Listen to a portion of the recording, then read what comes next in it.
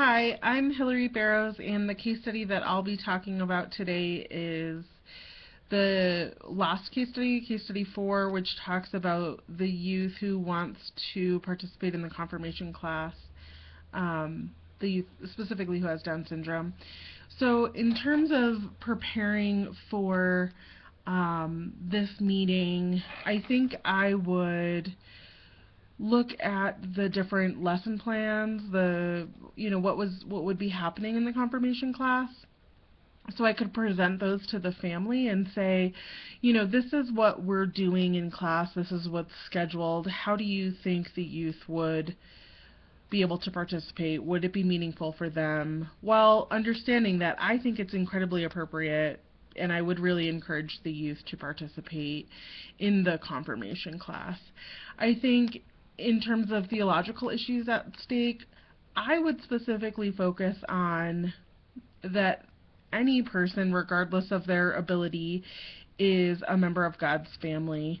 I know that there are probably other specific theological issues that might come up.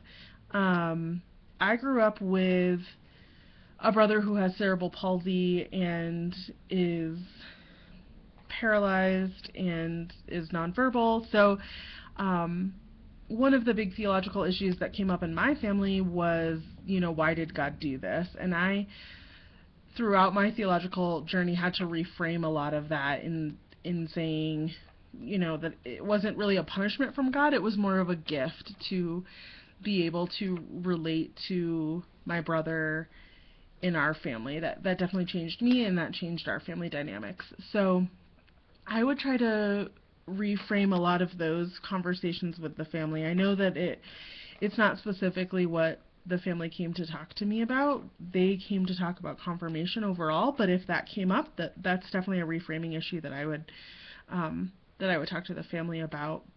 In terms of scriptural references, if that's something that's meaningful to the family, I would definitely be prepared to talk about some of those things. And I would talk about the specific texts and resources that we use in the class. Again, all of this is sort of reframing that I really do think that it's appropriate for the youth to participate in the class, and I think that this youth has a lot to add to the class and could get a lot out of the class regardless of the sort of traditional academic intellectual rigor sort of things that came up in the case study. Again, I would specifically talk about the youth's strengths in terms of how the youth can participate based on their strengths, and how being in relationship in the community is really what confirmation is about. You're learning about the Christian faith, you're building relationships with other youth who are going through similar situations.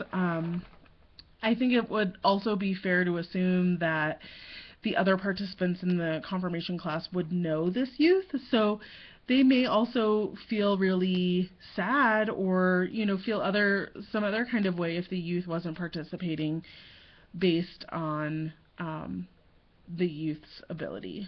So again, I would really encourage the youth to participate in confirmation. I would encourage the family to really look at different lessons that the confirmation class already has in place and how the youth could participate, how the youth minister could adapt some of the lesson plans to be more appropriate with the youth, and definitely be in conversation with this family about how to help the youth get the most they can out of confirmation class.